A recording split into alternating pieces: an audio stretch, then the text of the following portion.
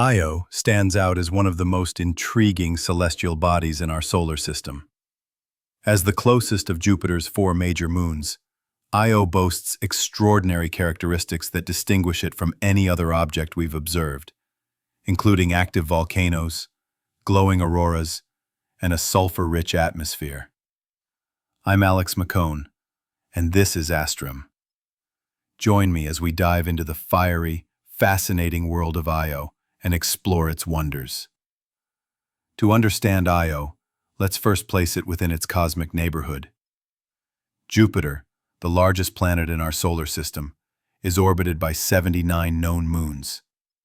A few small moons hug the planet's rings, but beyond these lie the four Galilean moons, named after their discoverer, Galileo Galilei, who first spotted them in 1610. From closest to farthest, these are Io, Europa, Ganymede, and Callisto. Further out are Jupiter's irregular moons, which follow more distant, eccentric paths. Io orbits remarkably close to Jupiter, just 350,000 kilometers above its cloud tops. From Io's surface, Jupiter would loom 39 times larger than Earth's moon appears in our sky. Io completes an orbit in a mere 42.5 hours, far quicker than our moon's 27-day journey. Its orbit is synchronized with Europa and Ganymede in a 1-2-4 resonance, meaning Io circles Jupiter twice for every orbit of Europa and 4 times for every orbit of Ganymede.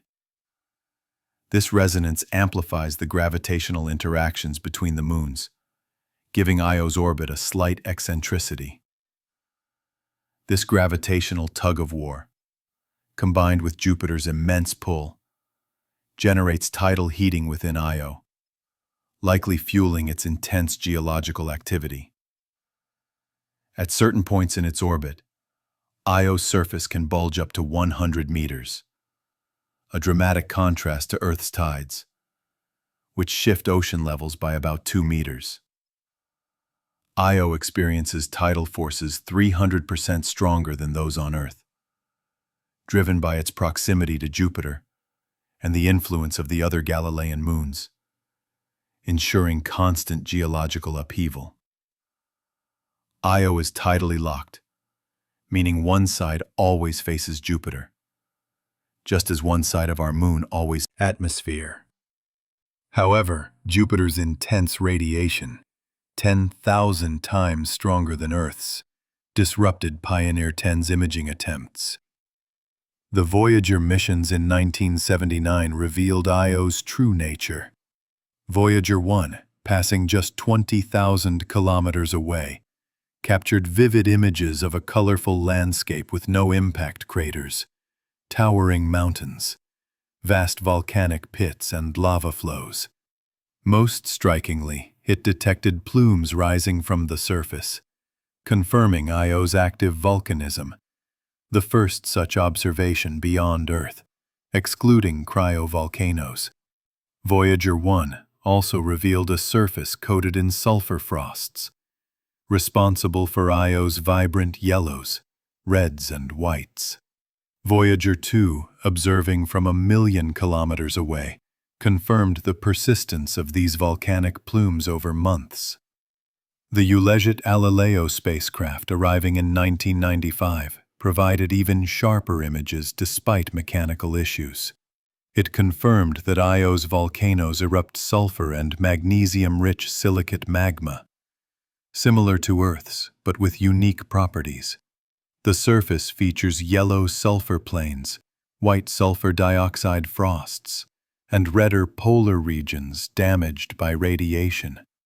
Massive volcanic plumes, like those from the Pele volcano, can reach 300 kilometers high and 1,200 kilometers wide, leaving vivid deposits.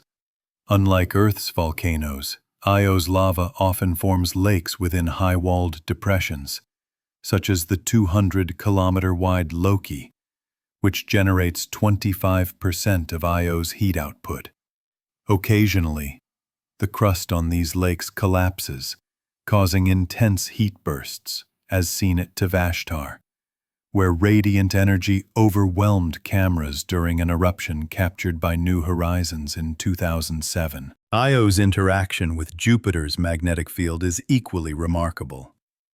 Orbiting within Jupiter's powerful magnetic field, Io's volcanic particles form a neutral cloud that trails its orbit. This cloud interacts with Jupiter's plasma torus, a ring of ionized particles moving faster than Io's orbit. Collisions between the torus and Io's cloud ionize particles, feeding the torus at a rate of 1 ton per second, expanding Jupiter's magnetosphere. Io's flux tube, a stream of magnetic field lines, connects its atmosphere to Jupiter's polar regions, creating auroral trails. On Io itself, auroras glow in green, sodium, red, oxygen, and blue, sulfur, adding to its otherworldly allure. Neil. Let's shift to a terrestrial spectacle, the Hunga Tonga Hunga Ha'apai eruption. In late December 2024, this underwater volcano in the Pacific unleashed a series of massive eruptions, culminating in a colossal event on January 15, 2025. Observed by GOES West and Himawari 8 satellites, this explosion was possibly the largest ever recorded, dwarfing even nuclear blasts. The ash cloud, spanning an area the size of Europe, blanketed nearby islands, turning vibrant landscapes into gray, moon-like terrains. Over 200,000 lightning flashes illuminated the plume, a phenomenon still under study, but likely caused by charged particles and ash interactions. The eruption's shockwave, traveling faster than sound, was detected globally, circling Earth at least 4 times. It shattered windows and was audible as far as New Zealand, Australia, and Alaska. Though underwater volcanoes rarely triggered tsunamis, this event's scale caused a modest one, impacting Pacific coastlines. The ash contaminated water supplies and blocked sunlight, threatening plants, though it may enrich soil long-term. Stratospheric ash, containing sulfuric acid and other chemicals, could linger for years, potentially cooling Earth slightly by reflecting sunlight, but also posing risks of acid rain. The island itself, formed in 2014 at a tectonic plate boundary, was split back into 2 by the eruption. NASA continues to study it to understand. Concentrated under the South Pole. This ocean fuels cryovolcanism, with jets ejecting 250 kilograms of water per second at over 2,000 kilometers an hour, forming Saturn's diffuse blue E-ring. Cassini's analysis of these plumes detected water, amino acids, carbon dioxide, nitrogen, and methane, hinting at conditions suitable for life. Enceladus's southern hemisphere, marked by tiger-stripe fractures, lacks craters, indicating a young, constantly renewed surface. The North Pole, older and cratered, lacks plumes. Cassini's close-up images revealed a glacier-like terrain with folded, fractured ice. Future missions to probe Enceladus's ocean could uncover signs of life, but for now, we await new explorations. Phafi. Windshield. We turn to Triton, Neptune's largest and most enigmatic moon. Visited only once by Voyager 2 in 1989, Triton is unique as a captured dwarf planet, likely from the Kuiper Belt, sharing a composition with Pluto. Its retrograde, inclined orbit sets it apart from other large moons. Triton's nitrogen ice surface, mixed with water and carbon dioxide ices, is remarkably smooth, with few craters due to active cryovolcanism. Liquid water erupts from its mantle, freezing into lava plains and calderas. Dark plumes, possibly driven by a greenhouse effect within the ice, spread deposits up to 150 kilometers. Triton's thin atmosphere supports clouds and winds, with seasonal changes thickening it as nitrogen ice sublimates.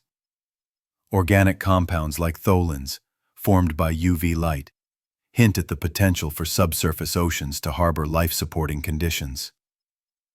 Triton's dynamic geology and captured origin make it a captivating subject for future study. This our journey through Io, Hunga Tonga, Enceladus, and Triton. Thanks for joining me on Astram. A huge shout out to our Patreon supporters. Your support fuels this channel. If you haven't joined, check the pinned comment to become part of our 1,000 Patreon member goal.